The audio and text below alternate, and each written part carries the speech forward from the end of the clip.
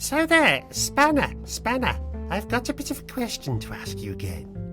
What's that, Spoon? Well, basically, I had a bit of an explosion this morning. In your trousers again? No, not in my trousers. No, that was yesterday. No, today I had an explosion with our memory expander machine. You know, and it's one of those machines that can look back at any memory and save the video feed. The problem is it's a bit unstable and sometimes it explodes. Anyway, I managed to put the fire out, but now I think we're supposed to talk to this wonderful gentleman called David Mindel. So shall I sort of introduce him, shall I? I think you should, and as far as the memory expander, maybe if you stuff some of that lion's mane mushroom in there. Not Yes. those other mushrooms you've been taking, but the lion's mane is supposed to expand your memory. Yes, yes, I'll try that later then. I tried to grow it Spanner. once, but I kept forgetting to water it. Do you have to water lion's mane then? Yes. Doesn't it come up with some nasty spores and end up giving you a chest infection? Maybe that's what got me. The Maybe lurgy. it was. The Maybe lurgy it was. Wonderland. Maybe that's what it was. So Anyway, who have you got, Spoon? we've got this lovely gentleman called David Mindel now. He's an amazing songwriter. He's written songs for people like Olivia Newton-John Ooh. and I think John Travolta, but I'm not sure. Did you? I've do got something? chills. Yeah, I've got chills, yes, but no, I think it's Olivia Newton-John, and he definitely wrote a lot of commercials too, like Maxwell House and McDonald's one, and he did the most brilliant theme song, which unfortunately is not quite so, I don't know, Jim'll Fix It. Do you remember him? No. Oh, you don't? Well, you're American, aren't you? So I suppose that maybe is why. But I thought that was a wonderful theme song. Absolutely amazing. I watched it every day. But there we go. Anyway, hello, David. David, you're on now. Hello, guys. How are you?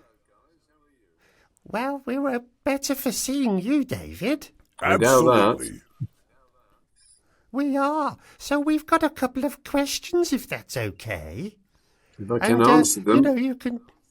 I'm sure you can. So, I know you started out in music as a youngster, but do you want to run us through the way you got into music, sir?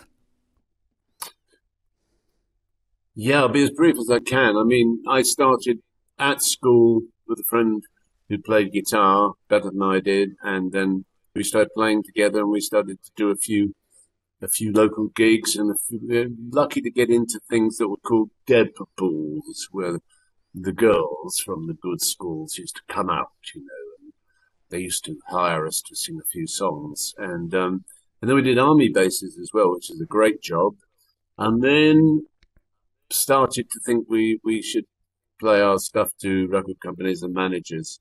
A very long story, a very strange story, but eventually got signed to EMI.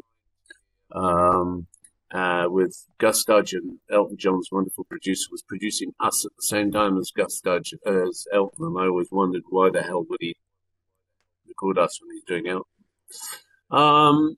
And so we started to record, got into that, doing more gigs, but then we weren't that good, we got dropped. And then I got a job as a record plugger, and then started writing songs with the companies. It was a publishing company. Started writing songs with their writers, and some of them took off, and that's how it happened. I was very lucky. Always in the right place at the right time.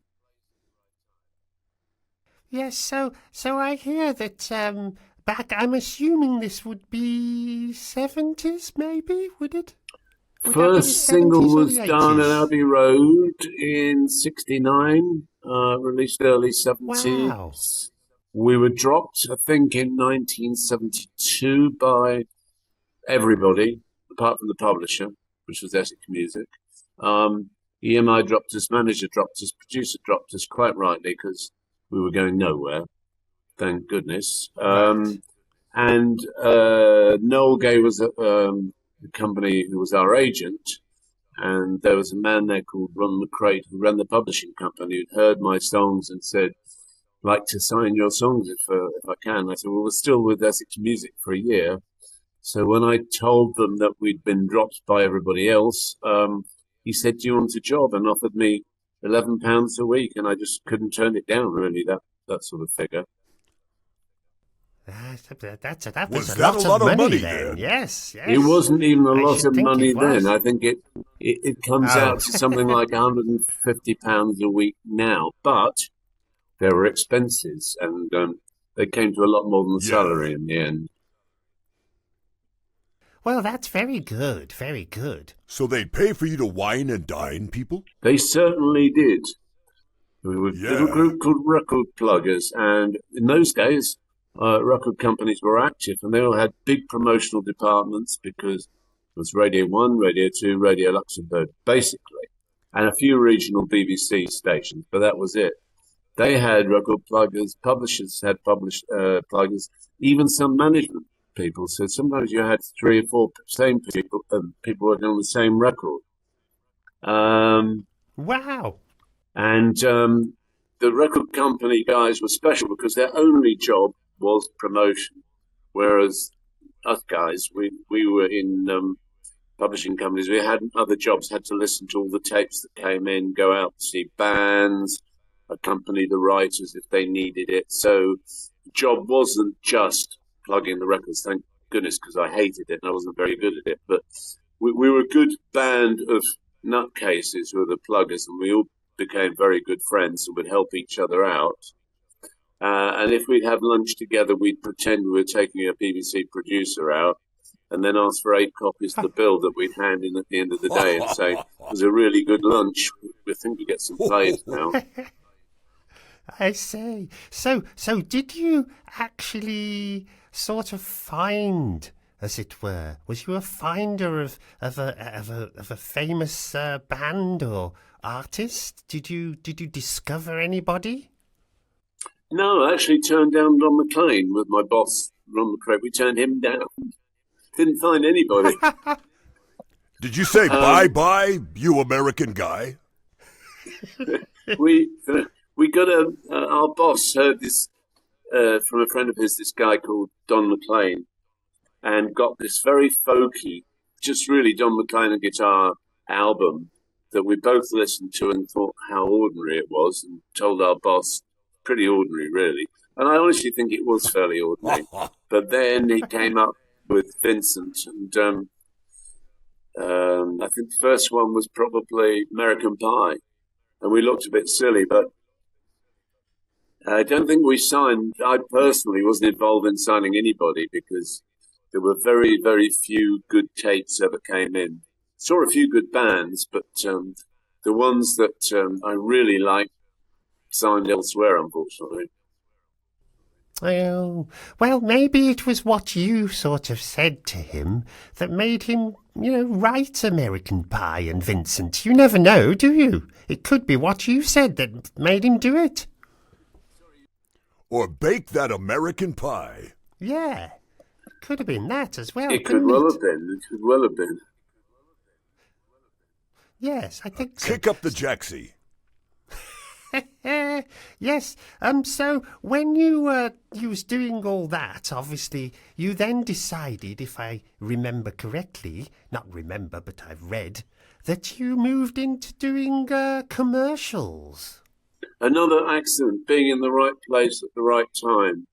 The guy I had sung with, David Say's his name was, when we were dropped by Tony Hall, our manager, he said, basically, Mindel, I think probably you've got a future more in songwriting, and Mr. Say's, you probably best looking for a job elsewhere. And his uncle got him a job with an advertising agency.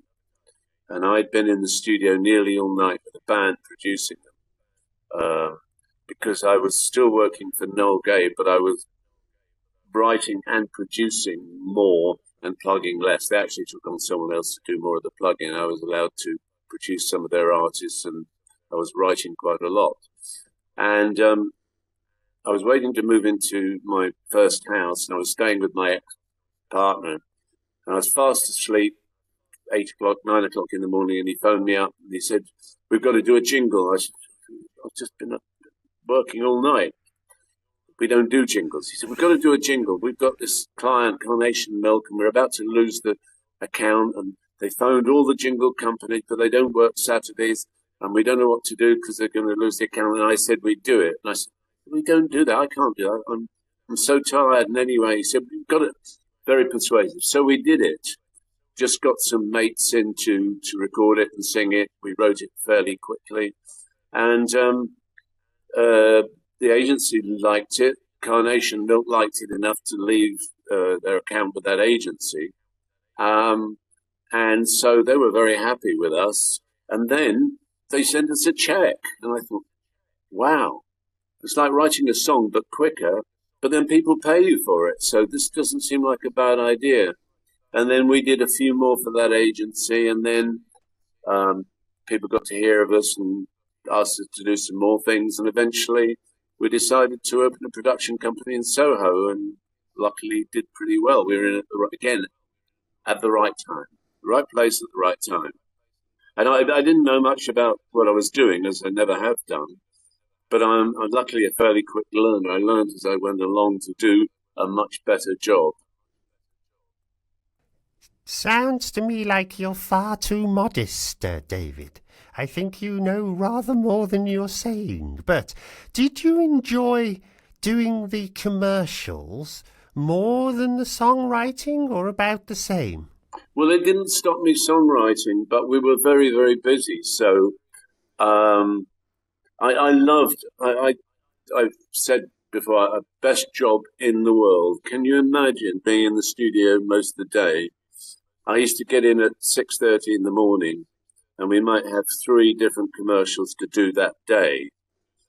And I'd write them from 6:30 till 9 or 10 in the morning. Then we'd record them.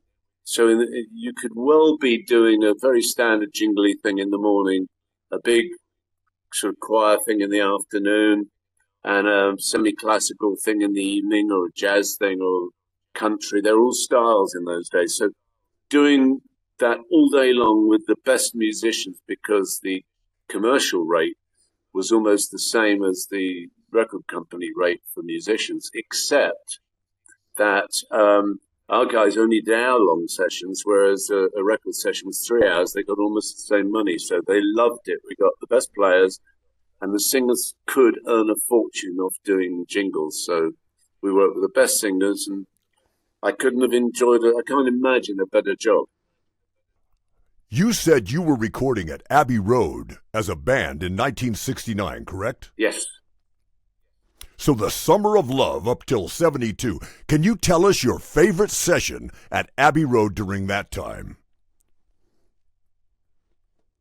Favorite of anybody's or favorite of mine? Yours. Oh, God, there were so many. It could have, I don't know, that we had 80 strings in Studio One for a commercial once, if you can believe it.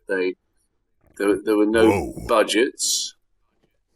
I did a nice couple of tracks with a songwriter called Hratch, with a nice big string section in there. I did a choir in Studio 3 with, I don't know if you remember Carl Wayne from The Move. Yes. Lovely singer, lovely friend, and we both wanted to record the same song, so we decided to do that with a choir, just a choir and Carl, and that was a lot of fun. But you see, in those days, it wasn't called Abbey Road, it was called EMI Studios, and it wasn't everybody's first choice to go and record, so recording there was just another job, and we had a very nice little studio in Soho, but it wasn't big enough for big brass and string sections. So we used to take our originally 16-track tape, later 24-track tape, take it to one of the studios that was available to put on the strings, and that could have been Trident, Advision, CBS, but often Abbey Road as well. So we used to just pop in there for a couple of hours and overdub the strings and then go and mix it back at our place. So it was just another studio until the Abbey Road album, and somebody decided to call the studios Abbey Road, and of course the famous shot of the crossing. And now everybody wants to do everything at Abbey Road. But I remember our first single that Gus Dodgen produced, he really didn't want to go to Abbey Road. He wanted to go to Trident to do it. But because we were signed to EMI, we were obliged to use EMI studios, but believe it or not, wasn't the first choice. Now, because of the history behind the place, and it's still got the best atmosphere, I'd probably choose Abbey Road. Wasn't Trident a lot smaller? Is that the one off down in Soho? That was off correct? Wardour Street in St Anne's Court. Yes. Terrific studio, terrific. One of my buddies has been down there a couple of times, but he was doing voiceover, and it seemed a lot smaller than what Abbey Road would be, like the big room. Well, Trident had one big studio, just one studio with control room upstairs and the room below. But it was a pretty big room. You could get a very good section in there. But they simply had the one studio and a cutting room for discs, rather than 3 studios at Abbey Road. I think there's 5 there now, but there were 3. But it was a single studio complex then. Oh, very good, very good. But there are a lot of post-production studios that did voiceover and sound effects rather than music. Ah, it sounds like you had a bit of a classical sort of training then, David, because I know you say you're a self-taught musician, but did you go to like a music college? I had a very bad teacher. Me. I see. But so did you teach yourself all the sort of music properly, as it were, music? Because, I mean, you know, like, say, Paul McCartney, for instance, who says he doesn't know a note of music, and yet he can still write an oratorio and things like that. But how did you find it, writing music, when you were self-taught? So did you manage to get to... Yeah, I realised after a while of doing jingles and writing chord sheets and having to sing parts to people that I really needed to learn to write music, even if it was too late to read it well. And I just got this book called Piano Player Book 1, and it taught you the lengths of the notes and what the notes were, and eventually how to do it in different keys and how to read it. And I got up to book 3, spent most of my spare time learning how to do it, because I played guitar, then taught myself a bit of piano to be able to play a bit of that, and bass, and then I taught myself with these beginners books how to write music, and eventually did some simple string and brass arrangements as well. But when I started doing jingles, I couldn't write a note of music. I didn't know where middle C was. Ah, I see. So who wrote the charts for the band? Various people.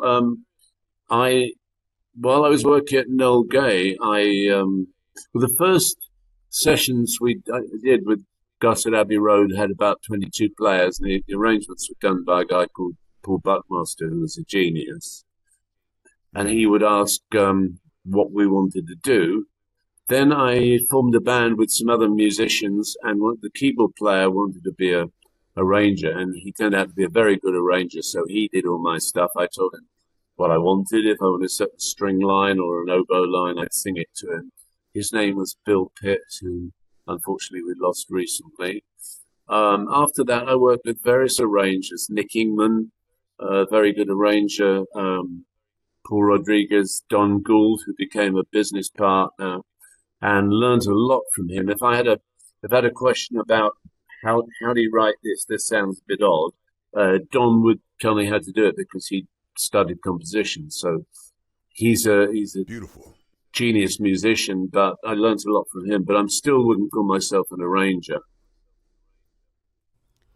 Right, and then we sort of move in a way to the songs that you wrote for Olivia Newton-John. Now, what was she like? I'm sure you get asked this quite a lot, but what was it like working with Olivia? Well, I actually never worked with her. I mean, when we entered our song for Eurovision, um, they were looking for songs for Olivia to do in Eurovision. And Gary Benson, who was a Noel Gay writer, and I wrote a song, and it got accepted. And we went along and we met Olivia at the manager's office, and she was lovely. And we met at the BBC Television Centre when she performed it, but that was it, really. Oh. And then years later, it goes round and round in circles, strange stories of my life. There was a lady called Jane Seymour, who was an actress. I don't know if you've ever heard of her, probably not. I was just going to ask you about her. The first time I saw her, I said I would like to see more of her. Don't blame you. Well, she moved into my street exactly 50 years ago. We've been friends. She was a neighbour. We were friends 50 years ago. Still are. My friend, my wife's in California. She'll see Jane next week. But her sister became a friend also. And when Jane went to California to try if she could get any success there, sadly she never did. Her sister moved into our house and then had a flatmate called Rona Newton-John, who was Olivia's sister. So I became very friendly with Rona. And then when I went to California and I'd see Jane, I'd often see Olivia there. And eventually I finished up producing some tracks with Rona, Olivia's sister. But I never worked with Olivia, although she recorded another song of mine, and I never worked with her. I just knew her personally. I thought she seemed to be a very beautiful person. She was divine. She was the most down-to-earth, normal, lovely person you could meet. Well, I think it was Grease that brought me into her. Do you remember the film Grease? Grease, the film Grease? Yeah, do you remember that? Those leather trousers, those were the ones. Easy, boy, easy. And Jane Seymour, do you remember the film Somewhere in Time with Superman? Yes, it's a big favourite. Yes. And she was incredibly close to Christopher Reeve, who we know starred in it with her.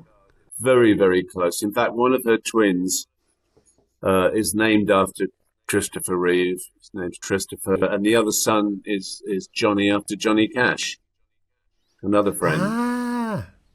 Oh, I tell you what, Johnny Cash, I know we've just skipped a bit there, but he's one of my favourite singers. I just love him, especially that Folsom Prison one. I love that song. Which one? You know, sorry, Folsom Prison? Folsom oh, Prison? Folsom I Prison hear the Blues, train a-comin'. Yes, that's lovely. I like that. I think my microphone's dropped down, actually. Probably drinking coffee and smoking big cigars. But I shot a man in Reno. Guess why? Just to watch him die. That's the one, Spanner. Now that's some heavy stuff. I could associate with that song because my partner, I was telling you about David Sayce, when we were doing gigs and stuff, the Daily Mirror got in touch with us, I don't know why, through somebody who knew somebody, and said, look, we found out that the prisons around London, they haven't had any entertainment in 10 years. Nothing's ever happened. We're going to put on a Christmas tour. Would you come and do the tour around the prisons? So we said, sure. And we did 5 London prisons in a week just before Christmas. And that was an experience. Good on you. There's nothing like having a captive audience, eh? In fact, Larry Adler, the harmonica player, was on the bill, and he used that phrase. It didn't go down very well, I must say. No, I should imagine it wouldn't. No.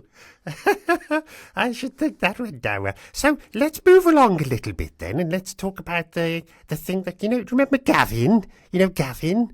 Well, obviously I'm not Gavin, but he basically came to see you with the Band of Sisters, didn't he? Would you like to tell us how that happened, the Band of Sisters? Oh, the Band of Sisters.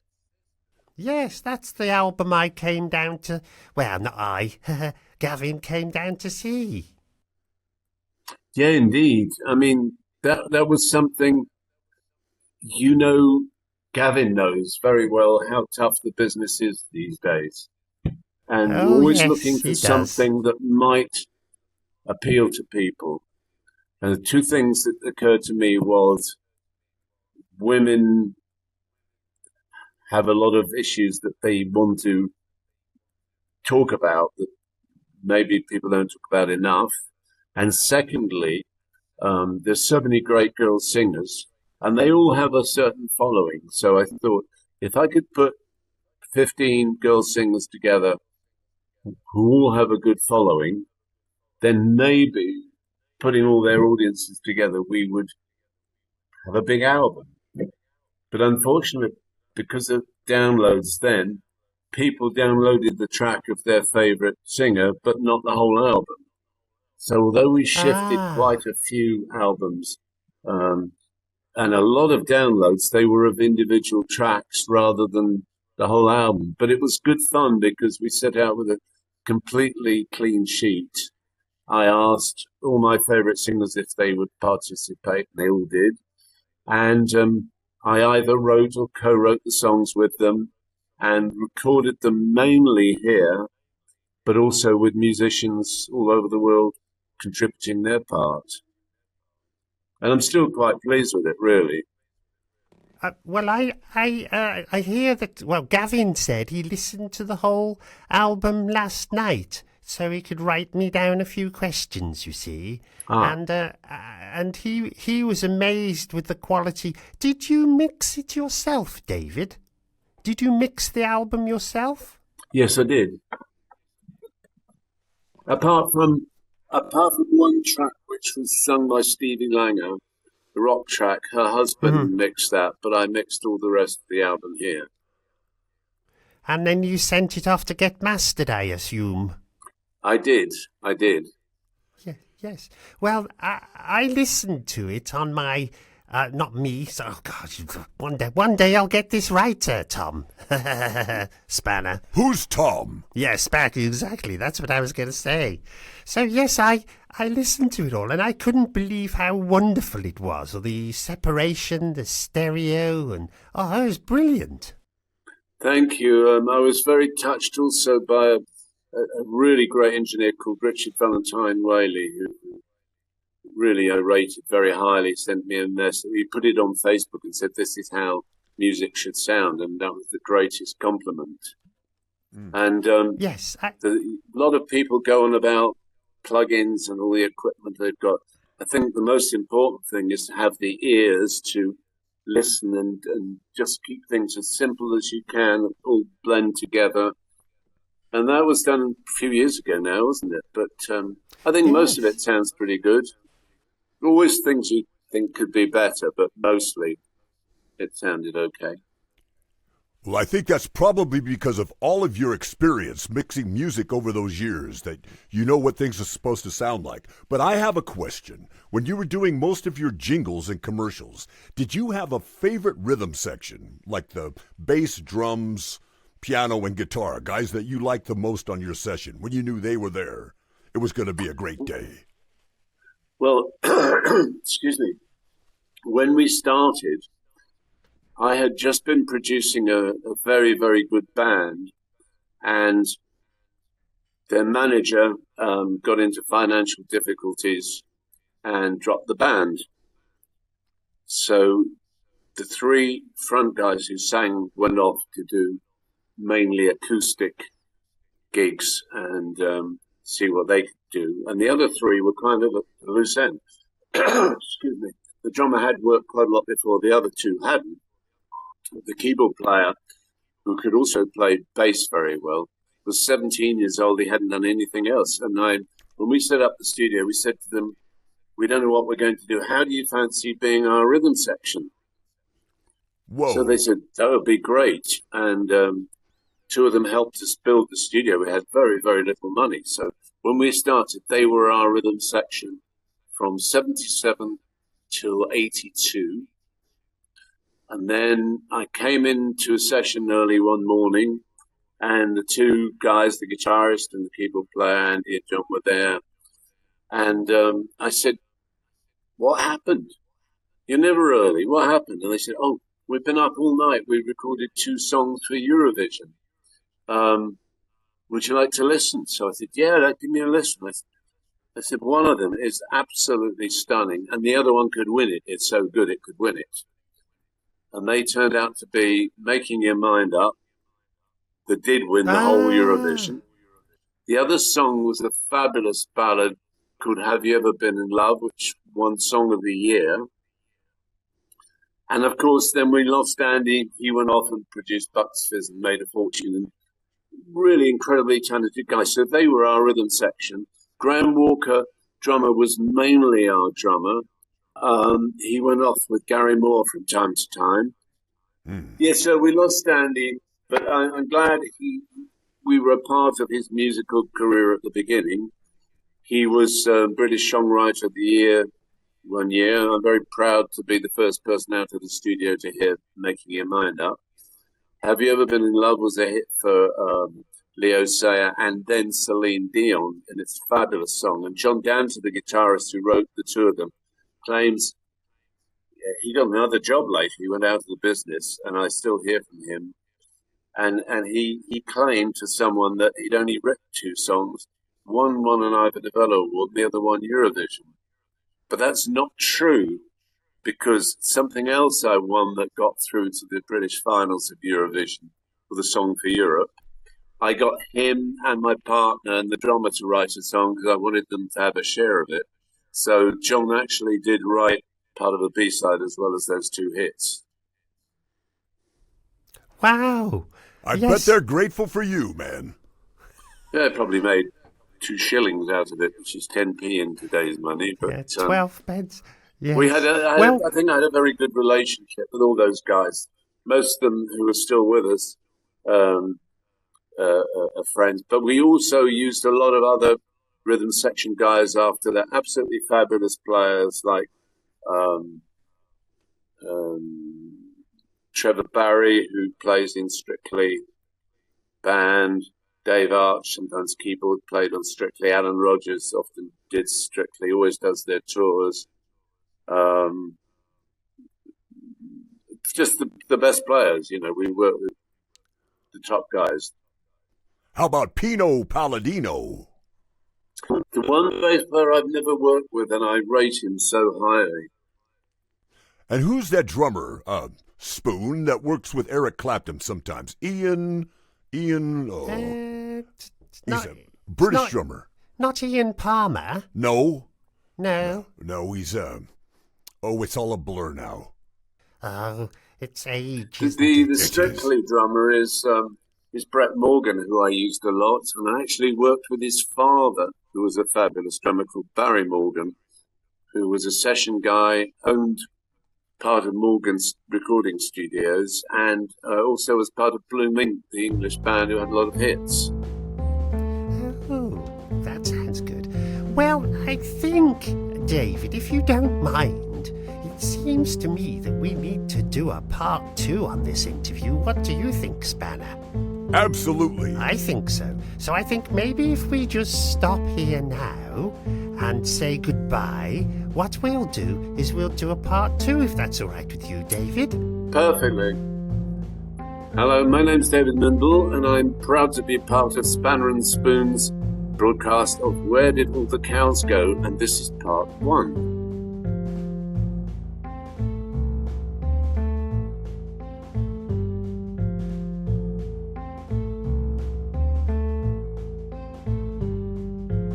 Hello, lovely listeners. Great to have you back with us. And thanks for not listening to friends and family who have been yelling at you to get a life.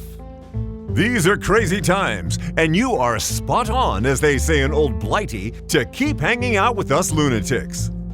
So welcome back to another brisk and sunny morning in tranquil Beaconsfield. where the greedy gray American squirrels are still harassing the stiff-lipped brooding British red squirrels. The badgers are painting their stripes yellow, and the foxes are grooming their ghoulies. Woohoo!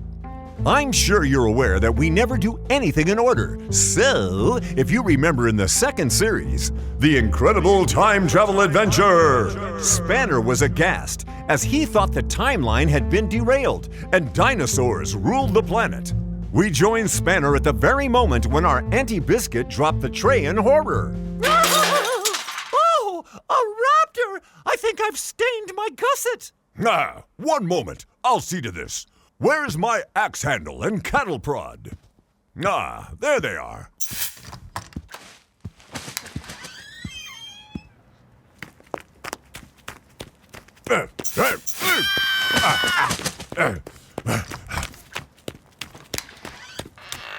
Glorioski, I've just assaulted a child wearing a dinosaur suit.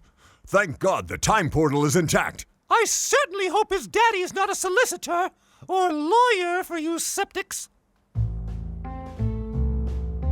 20 minutes later, the phone rings.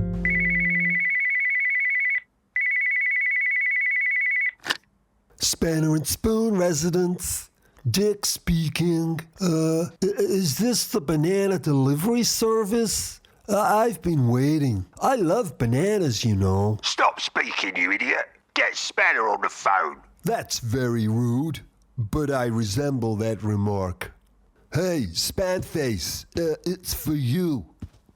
Hello, what's this all about? Spanner, this is Inspector Frontal Throb of the Beckins Ferret Constabulary.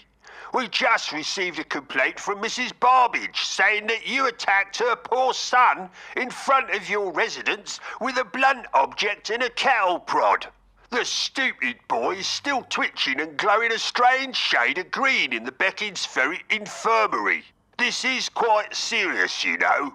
Did you say Inspector Frontal Throb? First name Chumley? Didn't we meet last August at the Chivalric Knights of Herbumpus Hall for the top secret swearing in of our latest Grand Inquisitor? Oh yes, how silly of me not to put two and two together. You're Spanner, aka Night Squeaker of Shirleywold. I surely am, brother. Step 2, Icus, Maximal Maximal Fortis Castle Redenemy. Yes! Well, I think we can make this little incident disappear. Nothing too good for a fellow knight of the Chivalric Knights of Herbumpus, you know. Well, thank you so much, Chumley. You must see all sorts of weirdness in your job. You're not wrong there. Last week we were running all over the village, netting up rabid chihuahuas and removing Maltesers from alpacas' cabooses. Ooh, yucky. Not off, but the strangest ongoing case we're dealing with at the moment has us baffled to the teeth. The local farmers are beside themselves. And I'm not talking about out-of-body experiences either. Cows have been mysteriously disappearing, not just locally, but worldwide. Mrs. Fanny Batter's prize heifer Matilda is gone. Just like that. Fanny Batter's been squirting. Tears of utter grief for weeks. And in Delhi, entire families of reincarnated loved ones are nowhere to be found. Sounds like you're wondering, where did all the cows go? Precisely, Spanner. You've hit the nail on the head.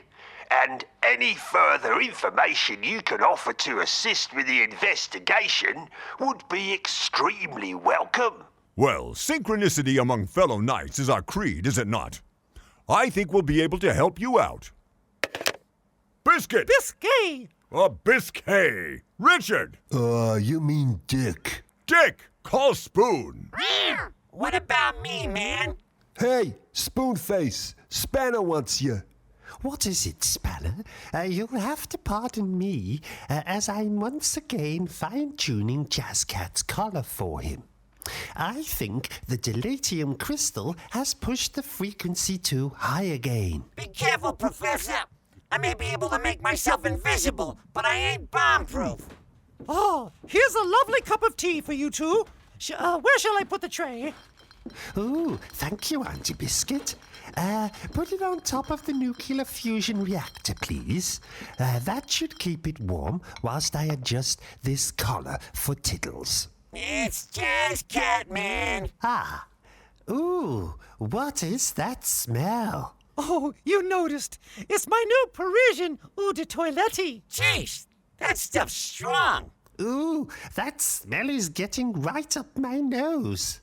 It's a special import called Rooting Ratty and Cabbage. Interesting. So, if we turn the tuning capacitor variable resistor down a notch, very slowly, we should avoid another explosion and fix this in a jiffy. Whoa, that smell is making me feel dizzy. Hold still, you fidget, you. Just one more turn. Ooh. Achoo!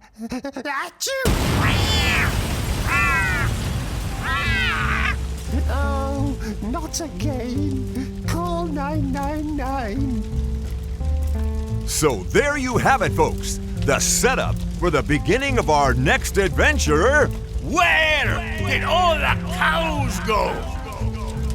I just love this show. Each adventure gets weirder and weirder. Not quite as weird as when I was stuck behind enemy lines in Cambodia during the Mingfart invasion of the Bowel province, but pretty close. I never thought I'd make it home alive, much less get out of those brown camos I wore for 6 months, living in the bush eating snails and archipelago onions through a punji stick maker. I do miss being deep into the bush, though, in a primal sort of modern dance way. Look, Mr. Narrator, any chance you could wrap this up? I desperately need medical attention. And a wee. Woof! Sorry there, Spoonface. I was flashing back big time. Huh, Spoonface. That's what they called me back in the 70s. I feel Stop! I feel terrible, and I've got to pee. Oh, whoops. Too late. Ooh, vinegary. So, until next time, folks, keep your powdered wigs dry and join us for episode 2 of Where did all the cows go?